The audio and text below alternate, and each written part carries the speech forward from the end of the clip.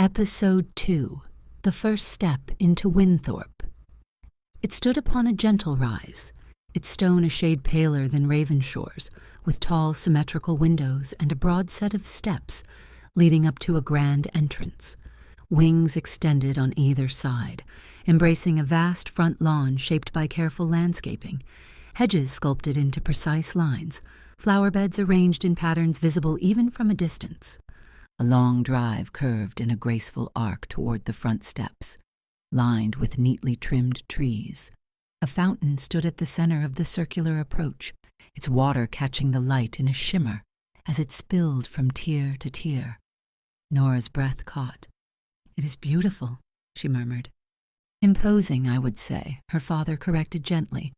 "But then, beauty and imposition often share a border." The carriage rolled to a stop, and everything quieted.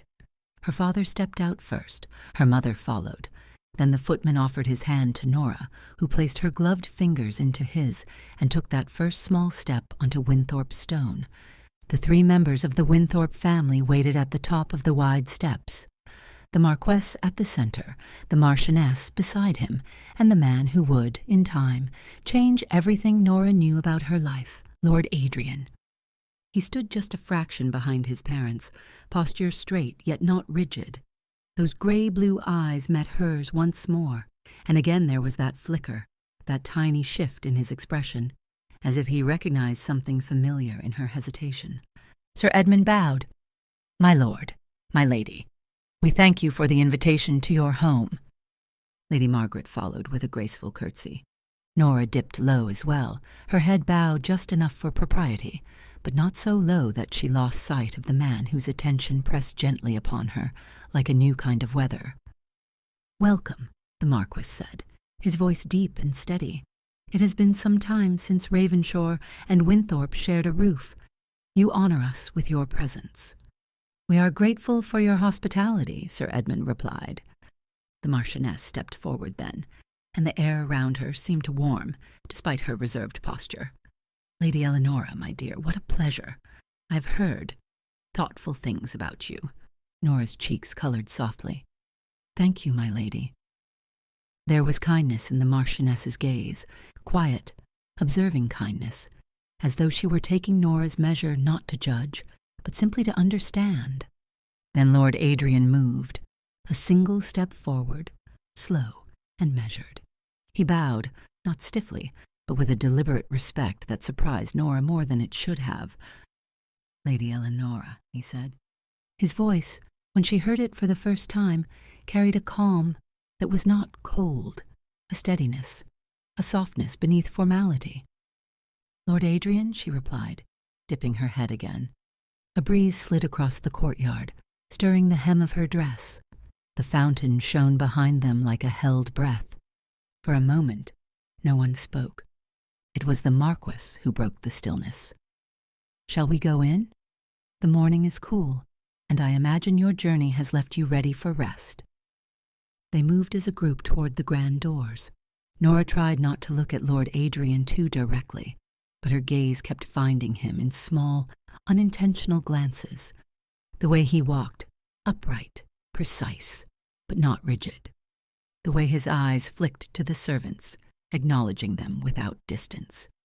The way his hands, clasped behind his back, flexed subtly as though he were reminding himself to appear composed. And that ink stain by his thumb. It was such a small thing, yet it rooted him in her mind as someone human, someone who made mistakes or wrote letters late at night or steadied his thoughts by tracing lines on parchment. Inside the manor, the entrance hall opened like a cathedral of polished stone and carved wood. Light filtered down from tall windows high above. Portraits of Wynthorpe ancestors lined the walls. Stern faces, gentle faces, proud faces, all watching as though weighing the newcomers. Nora swallowed. Lord Adrian seemed to notice. "Do the portraits unsettle you?" he asked quietly, stepping just slightly closer. She blinked up at him. "Oh, no, only. I did not expect so many eyes." A ghost of a smile touched his lips. "I often feel the same." It was the first sign she'd seen that he might be capable of warmth, The Marquis and Marchioness continued ahead with Sir Edmund and Lady Margaret, leaving Adrian and Nora to fall into step a few paces behind.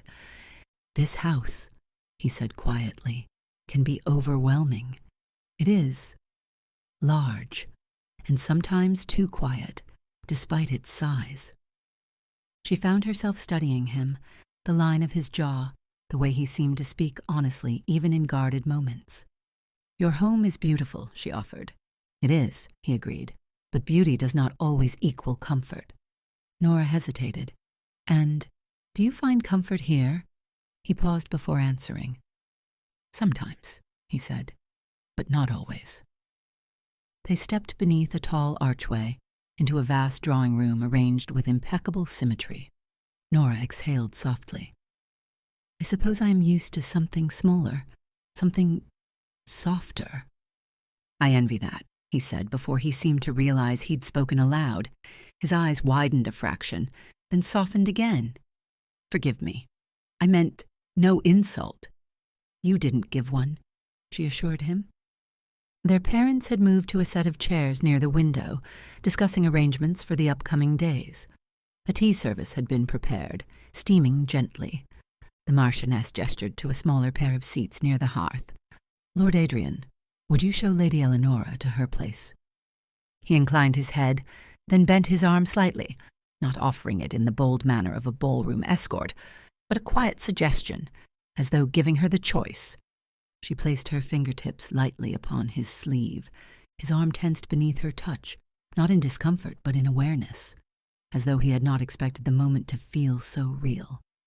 They sat, a quiet distance between them, not too close, not too formal. He cleared his throat once.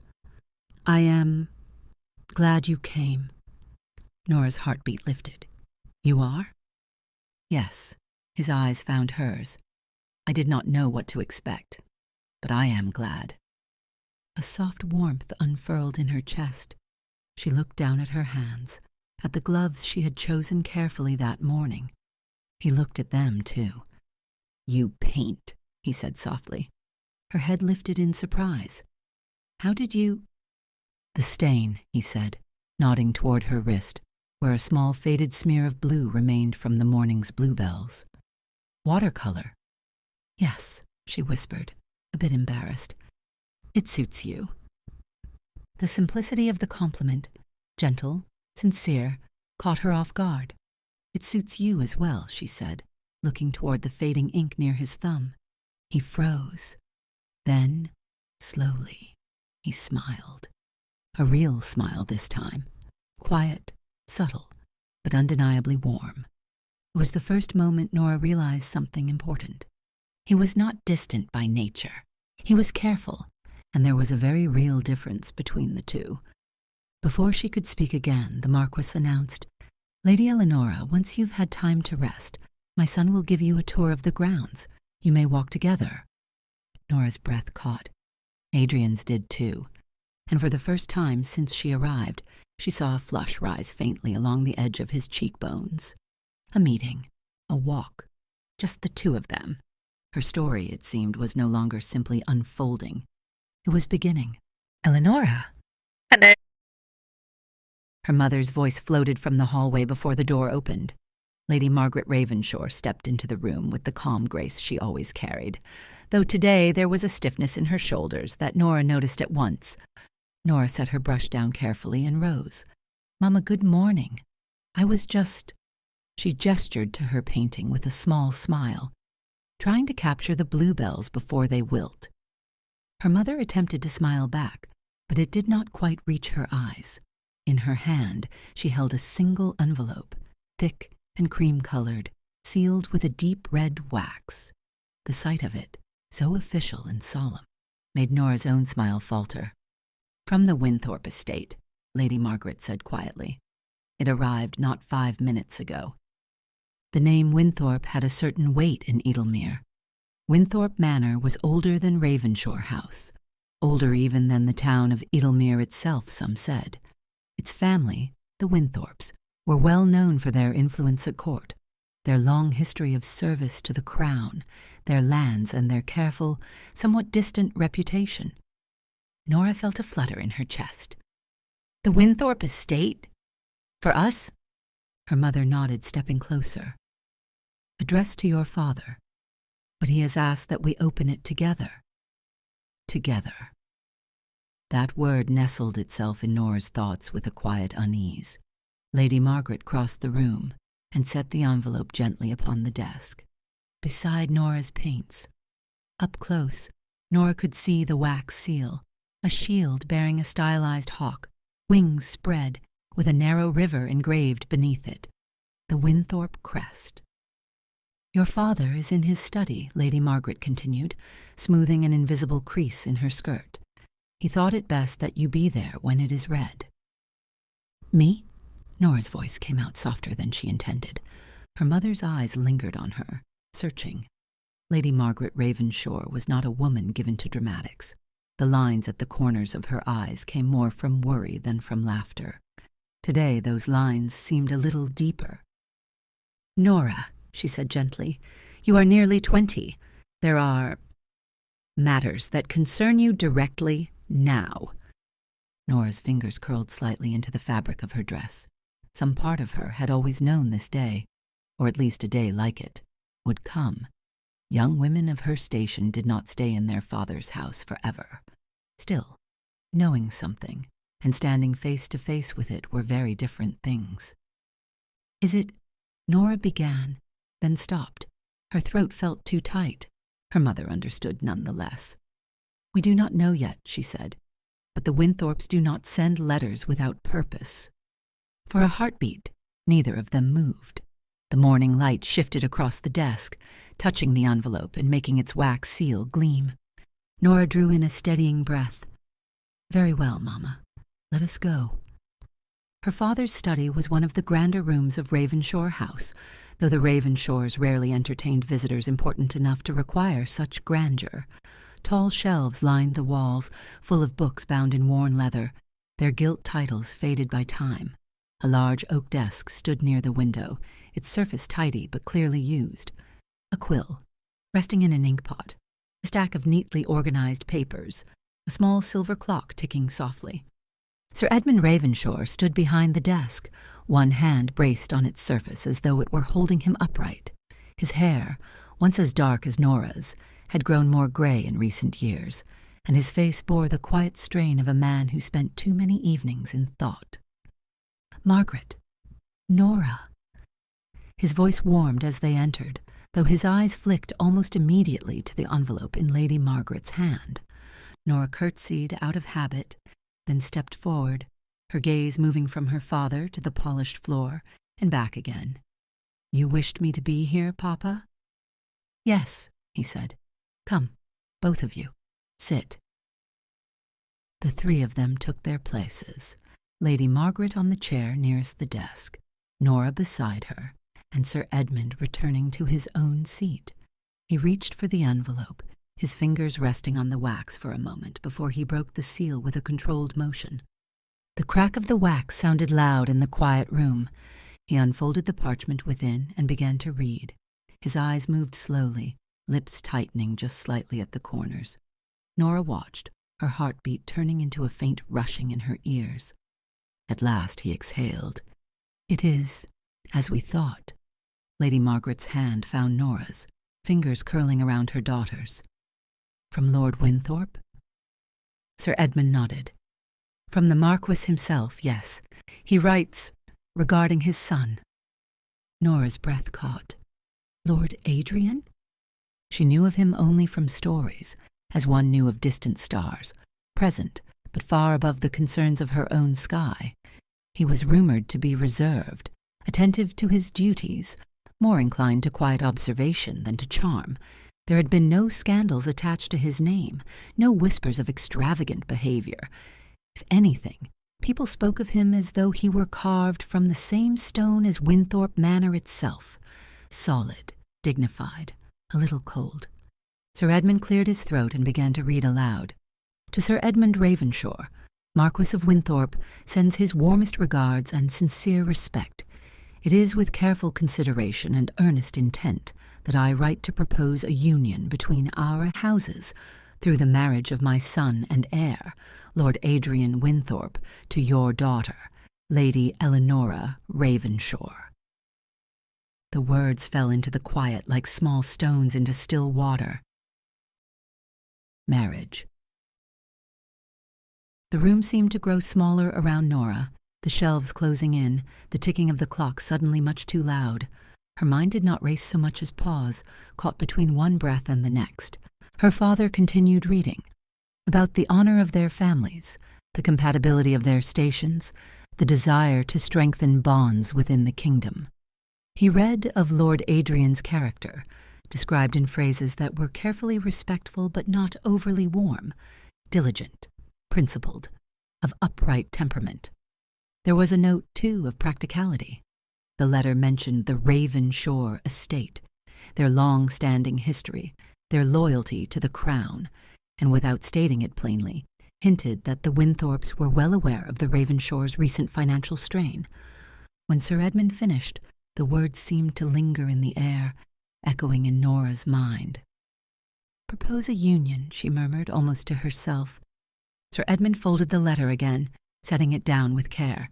His gaze moved from the parchment to his daughter, and whatever strict composure he might have intended softened at the sight of her.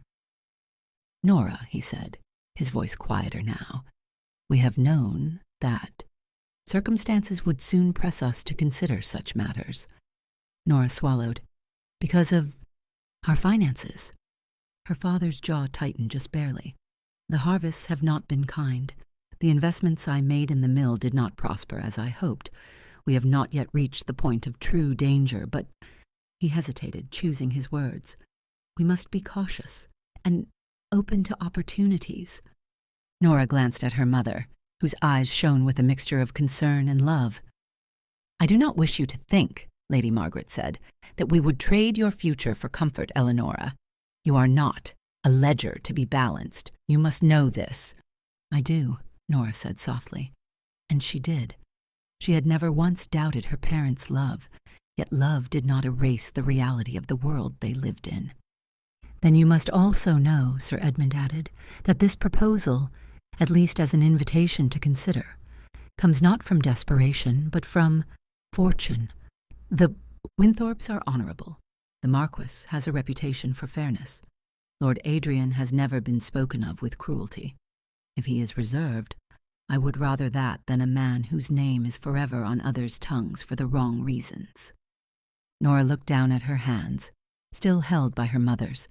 Her fingers were slender, ink-stained from writing letters and paint-stained from hours spent at her desk. "What exactly is the proposal?" she asked. Sir Edmund picked up the letter again, scanning quickly. "They do not insist upon a formal betrothal at once. The Marquis suggests that we bring you to Wynthorpe Manor for a stay of several days. You would be introduced to the family, spend time in their company, and at the end of that, both parties may speak honestly. If there is agreement, a betrothal will be announced. If not, the matter will be quietly forgotten." Nora blinked. Somehow, that felt both reassuring and more daunting. A meeting. Days spent under the gaze of strangers, with the unspoken question of, "Is she suitable?" hanging in every moment. Lady Margaret squeezed her hand. "You would not be alone. Your father and I would accompany you for the initial visit, though the Marquis writes that he wishes you and Lord Adrian to have time to converse privately. Within propriety, of course." "Of course," Nora said faintly. Silence settled again, padded and heavy. In that silence, Nora's thoughts slipped away from the study, back to the morning parlor, to the watercolor bluebells on her desk. She had always imagined her future in soft, indistinct shapes. Marriage as something gentle and distant, perhaps to a kind man in the countryside, someone who would not mind if she spent afternoons painting or walking in the fields. Children, perhaps, years from now. A peaceful life without much fuss. She had not imagined this, the weight of a great estate, the careful eyes of high society, the unspoken expectation that every gesture might someday be observed, measured, judged. "May I think?" she asked quietly. Sir Edmund and Lady Margaret exchanged a quick glance, and whatever anxiety lay between them was masked by understanding. "Of course, my dear Tsalgosai," her mother said. "We do not require an answer this moment." "However, Sir Edmund added gently, "the Marquess requests a reply within a week. Their household is orderly. Plans must be made. Guests accommodated." Nora nodded slowly. A week. 7 days to decide whether she would step into a life that might change everything she knew. She rose, smoothing her skirts automatically. "If you will excuse me," she said, her voice polite but slightly distant even to her own ears. "I believe I shall go to the gardens for a while." Her father stood as well, taking her hand and pressing a kiss to her knuckles. "Whatever you decide, Nora, we will stand beside you." Lady Margaret stood and wrapped her arms around her daughter. It was a gentle embrace, and yet Nora could feel the faint tremble in her mother's fingers. "I trust your heart," her mother whispered.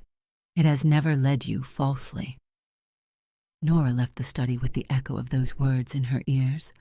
The garden paths were familiar beneath her steps, the gravel crunching softly as she walked. Ravenshore's grounds were not vast, but they were tended with care. Hedges trimmed neatly, rose bushes pruned, beds of lavender rolling like a purple breeze beside the stone walls. Nora did not walk with any particular destination in mind, only with a desire to be somewhere quiet where the sky felt larger than the confines of a room. She passed the rose arbors, their blossoms still heavy with dew. She brushed one gently with her fingertips, inhaling its soft scent. The world continued as it always had, bees drifting from flower to flower, a distant bird calling, the wind stirring leaves into a gentle rustle. And yet everything felt different. She found herself at her favorite spot, a small bench beneath an old oak tree, slightly worn but sturdy. From here she could see the fields stretching away behind the house, patchwork squares of cultivated land and wild meadow. The horizon seemed far enough away to hold all her worries without complaint. Nora sank down onto the bench and folded her hands in her lap. For a while she simply sat, listening to her own breathing, feeling the rise and fall of her chest. "Lord Adrian Wynthorpe," she murmured, testing the name on her tongue. It felt foreign there, like a word from a language she didn't yet know. She tried to imagine him, a faceless gentleman in a tailored coat, standing in the garden of a great manor, eyes cool but not unkind. Was he tall? Did he smile easily, or not at all? Did he like books, music, the quiet of the countryside? Did he enjoy the same sky she was looking at now? It was strange to think that somewhere, perhaps at this very moment, he might be speaking her name aloud for the first time. Elinora Ravenshaw, he might be saying, reading the letter his father had shown him. What image would her name conjure in his mind? A stiff, proper lady? A shy country girl? Someone unremarkable? She traced a small circle on her skirt with her thumb. Marriage. Of course she had thought of it before. What girl her age had not? But she had thought of it in soft daydreams, not as a proposal written in her father's study with wax and ink and the weight of necessity. She had imagined being chosen because someone had come to know her, truly know her, her quiet love of painting, her fondness for children, her habit of humming when she thought she was alone. Now the choice came first. The knowing would have to follow, if it came at all. And yet, she whispered to herself, is that not also a kind of story? To meet as strangers and learn to be not strangers?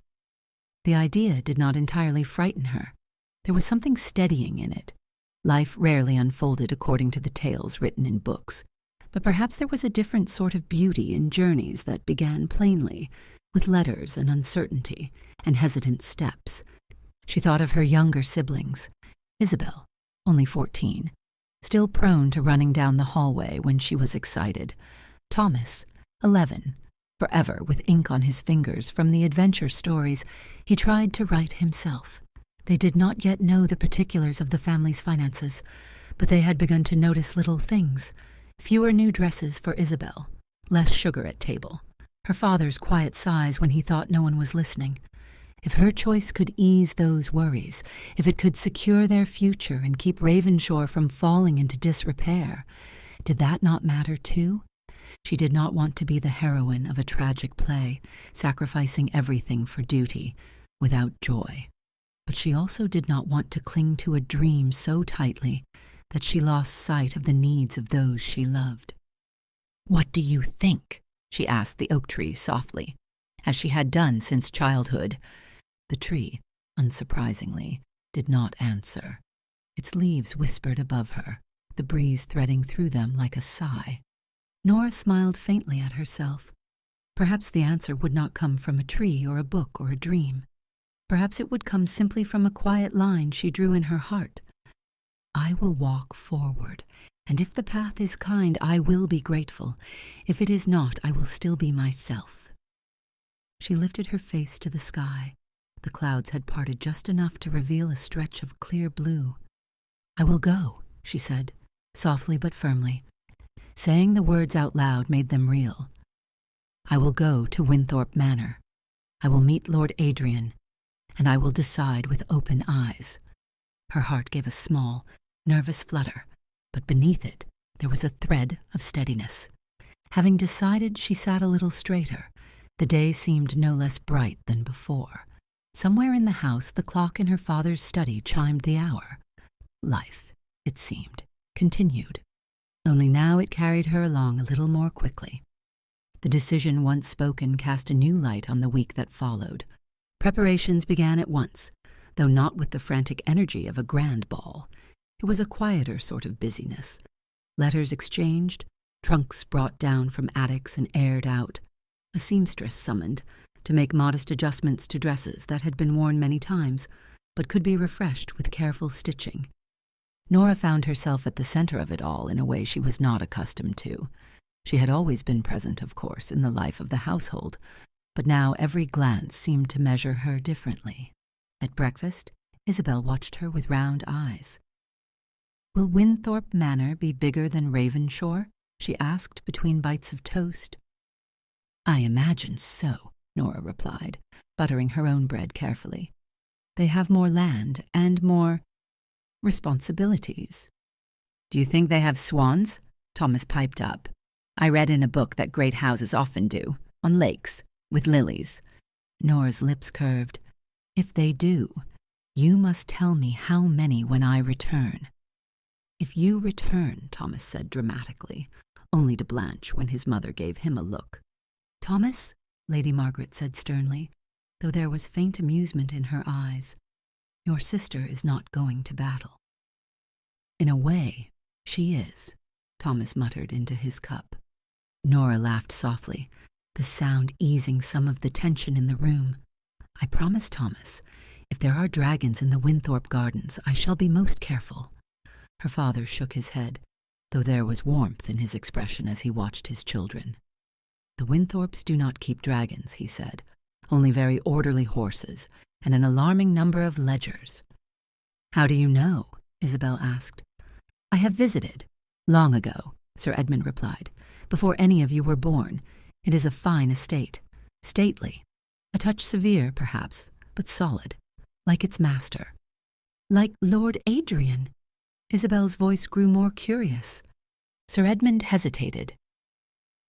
"Lord Adrian was a boy when I saw him last, quiet, polite. I have heard since that he is much the same as a man, only with greater responsibilities."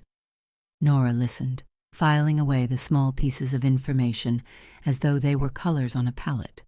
Quiet, polite, responsible. She could work with that. Later in her room she stood before the mirror while Marie, her lady's maid, helped style her hair. The glass reflected a young woman with dark hair, deep brown eyes, and a complexion that the sun touched easily if she wasn't careful. She was not striking in the way some women were. No shining golden curls, no eyes the color of rare gemstones, but she had been told she had a gentle prettiness. She did not mind being gentle. "Do you think I look terribly serious?" Nora asked, as Marie pinned a strand of hair into place. Marie smiled faintly in the mirror. "My lady always looks thoughtful. It suits you." "Thoughtful," Nora repeated. Is that another way of saying I look worried? Sometimes, Marie admitted, but not now. You look as though you are thinking about more than anyone can see. Nora considered that, then gave a small nod. Perhaps I am. She thought of Wynthorpe Manor again, rooms larger than any at Ravenshaw, hallways lined with paintings of ancestors whose names she did not know. She wondered whether Lord Adrian ever felt lost in such a place, whether he ever looked at those portraits and felt the weight of their expectations pressing down on his shoulders. If he did, she hoped he had somewhere quiet to sit, the way she had her morning parlor. Nora, came her mother's voice from the doorway. May I come in? Of course, Mamma, Nora replied. Lady Margaret entered, closing the door gently behind her. She paused a moment, taking in the sight of her daughter by the mirror, her hair half-styled, her expression caught on the border between girlhood and something more. You look very pretty, Lady Margaret said, moving closer. Wynthorpe will not know what to do with you. Nora laughed quietly. I suspect they will manage, Mamma. They seem rather good at managing. Her mother reached out and brushed a stray curl back from her face. How are you feeling? Nora considered the question. A little like a letter in transit. Not yet where I am going, but no longer where I was. Lady Margaret's lips curved. Ever poetic. It is only, once we arrive, everything will be different, Nora said. Not necessarily worse, perhaps not better, just different. Yes, her mother agreed. But remember, Nora, different is not always to be feared.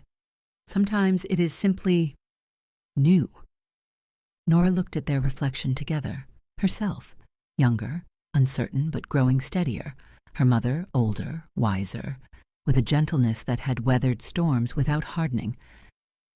Did you feel like this? Nora asked softly. When you married Papa? Lady Margaret's gaze drifted, as though looking back through years. In some ways, yes. I did not know your father very well when we wed. We had met, of course, at gatherings and dinners, but the heart of a person is not easily read across a ballroom. How did you decide? Nora asked. Her mother smiled thoughtfully. I watched how he spoke to people who could give him nothing. The servants, the old gardener, your Aunt Clara's shy friend whose dress was always a little outdated. He was kind, quietly so.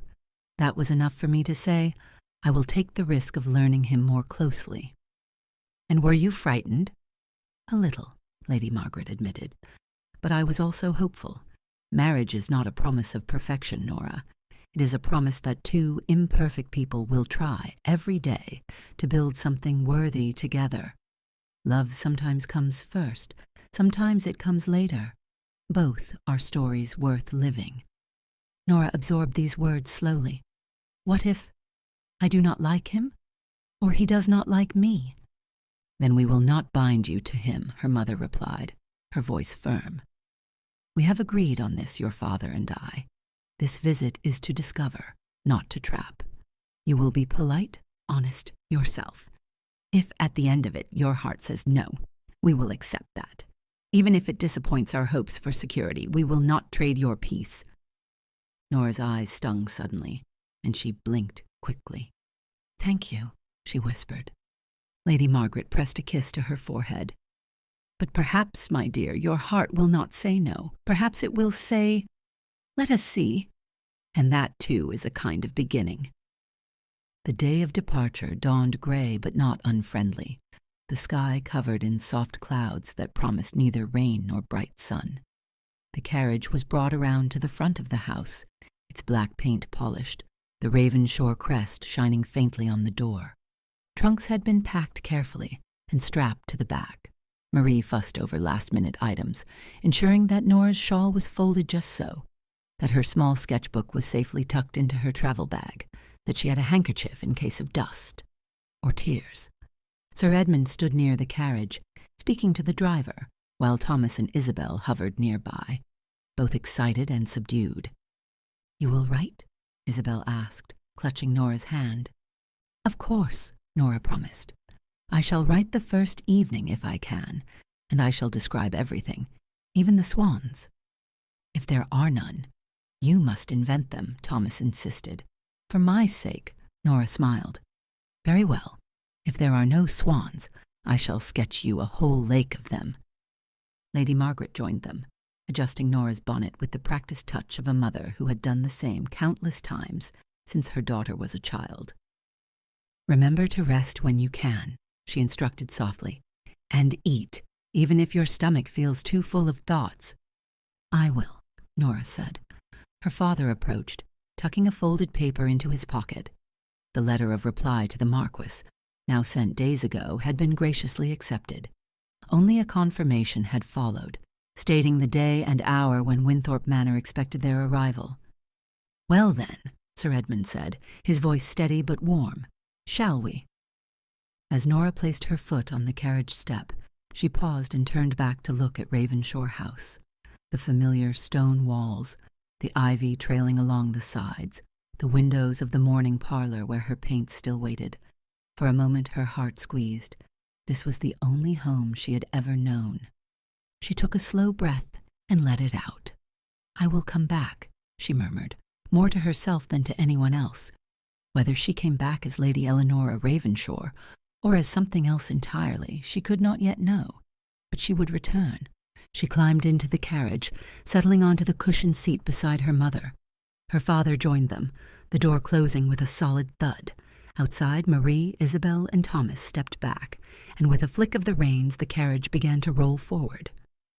As the house receded from view, Nora watched until the last glimpse of grey stone disappeared behind the trees lining the drive. The road to Wynthorpe was not long in miles, but it felt like a stretch of time unto itself. The carriage wheels hummed over packed earth and cobblestone, the rhythm gentle enough to lull, but Nora's thoughts were too alive for sleep. Fields rolled by, green and gold, dotted with grazing sheep. Small cottages stood at the edges of the road, smoke curling from their chimneys. Children waved as the carriage passed, and Nora lifted her hand in a small reflexive reply, though they could not see her face clearly behind the window's glass. Her mother occupied herself with some needlework, the quiet sound of the thread pulling through fabric like a soft whisper. Her father pretended to read a folded newspaper, though Nora noticed his gaze wandering to the window often. For long stretches nobody spoke. It was not an uncomfortable silence. It was simply full of thoughts, of hopes, of worries, none of them quite knew how to put into words. Eventually, Lady Margaret set her needlepoint aside and touched Nora's arm lightly. "Would you like some water, dear?" "Yes, thank you," Nora said. As she sipped from the small flask, she caught her reflection in the carriage window, her face layered over the passing scenery. She looked, not exactly different, but somehow more aware of herself, as though she had been cast in a role she did not yet know how to play. "What do you imagine him to be like?" she asked suddenly, surprising even herself with the question. "Lord Adrian?" her father asked. "Yes." Her parents exchanged a look. "I imagine," Sir Edmund said cautiously, "that he feels the weight of expectation keenly. To be the heir of such a house is no small burden. I imagine," Lady Margaret added, "that he has not had many people in his life who encourage him to simply be, rather than to perform. Great houses often create great loneliness in their way." Nora absorbed this quietly. If he was lonely, perhaps she would see it. She had always been good in her small world at noticing the expressions others tried to hide. "And you," her mother asked gently, "what do you imagine?" Nora considered. "I imagine a man who stands very straight in rooms full of other people, who speaks when it is required and listens when it is wise. I imagine hands that have not done much field work but are not entirely unused to effort." Her father gave a small huff of amusement. "You imagine his hands?" "One can tell a great deal about a person from their hands," Nora said, a little embarrassed but sincere. "Whether they fidget, whether they grip, whether they rest or tense, it tells you how comfortable they are with the world around them." Lady Margaret's eyes softened. "Then perhaps, when you meet him, You will look at his hands and know whether there is kindness in him." "I hope so," Nora said softly. "I very much hope so." As the hours passed, the landscape began to change. The fields gave way to more wooded areas, the trees growing taller and more closely clustered. The road curved more often, the carriage swaying gently with each turn. Nora felt her heartbeat quicken in an odd mixture of anticipation and nerves. She glanced at her parents. They both seemed to sense the shift as well. This closer country was Wynthorpe's domain. When the carriage rounded a final bend, the trees parted, and there it was, Wynthorpe Manor. It stood upon a gentle rise, its stone a shade paler than Ravenshore's, with tall, symmetrical windows and a broad set of steps leading up to a grand entrance. Wings extended on either side, embracing a vast front lawn shaped by careful landscaping, hedges sculpted into precise lines, flower beds arranged in patterns visible even from a distance. A long drive curved in a graceful arc toward the front steps, lined with neatly trimmed trees. A fountain stood at the center of the circular approach, its water catching the light in a shimmer as it spilled from tier to tier. Nora's breath caught. "It is beautiful," she murmured. "Imposing, I would say," her father corrected gently. But then, beauty and imposition often share a border. Nora could not disagree. Wynthorpe felt like something out of a storybook, but not one of her soft watercolor tales. It was chiseled, precise, written in ink rather than paint. As the carriage drew closer, she noticed figures gathered at the top of the steps, servants arrayed in respectful lines, and at the center, 3 people who were clearly family. "The Marquis and Marchioness, no doubt," Sir Edmund said under his breath. "And Lord Adrian," Nora finished quietly. Her heart began to beat in earnest, each thud a distinct sound in her chest. The carriage slowed and came to a stop. A footman stepped forward to open the door. Her father descended first, then turned and offered his hand to Lady Margaret, then to Nora. When Nora's feet touched Wynthorpe's stone, it felt cooler than home, not unwelcoming, but solid in a way that made her aware of every movement. She lifted her gaze. The Marquis of Wynthorpe stood at the center of the group, a tall man with silver at his temples, his posture straight, his expression composed but not cold. Beside him, the Marchioness wore a gown of deep green, her dark hair streaked with gray, her eyes sharp but not unkind. And just to the Marquis's right stood a younger man, Lord Adrian Wynthorpe. He was tall, as she had suspected, his shoulders broad beneath a well-tailored coat of navy blue. His hair was dark, neatly combed, and his features were regular, handsome in a restrained way rather than striking. His jaw was defined, his cheekbones lending a certain austerity to his face. His eyes, Nora noticed at once, were not cold. They were a deep gray blue, cool in color but not empty. They watched her with careful attention, as though she were a passage in a book he was reading for the first time and wanted very much to understand. Her pulse softened just a little at that, but what struck her most were his hands. They were currently clasped behind his back in a manner that suggested discipline, but she could see from the slight tension in his wrists that this was not his most natural posture. There was a faint ink stain near the base of his thumb, as though he had been writing not long ago. His fingers were long, not calloused like a laborer's, but there was a hint of strength in them, as though he had used them for more than signing documents. Nora exhaled slowly. "There," her mother's voice echoed in her memory. "You will look at his hands and know whether there is kindness in him." She looked up once more at his face. Lord Adrian Wynthorpe inclined his head in a formal greeting, and in that brief movement his eyes met hers fully.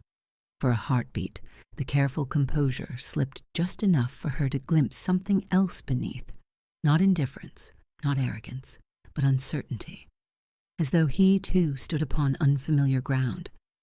Nora's heart, which had been fluttering anxiously all morning, steadied. He is not a statue, she thought. He is a person who does not quite know how to stand in this moment either. The Marquis stepped forward, his voice carrying smoothly across the space between them.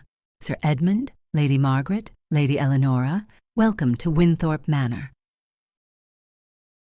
Nora curtsied, her movements practiced but sincere. As she lowered her gaze briefly, she allowed herself a small, quiet promise. "Whatever this place is, whatever this man is, I will meet them as myself." Gently, honestly, and without pretending to be made of stone. When she rose from her curtsy, the world had changed. Not in any visible way, not yet. The fountain still shimmered, the trees still lined the drive, the house still stood as it had for generations. But for Elinora Ravenshaw, the story had moved forward, and the first chapter of her journey, from Ravenshaw's wildflowers to Wynthorpe's carved stone, had truly begun.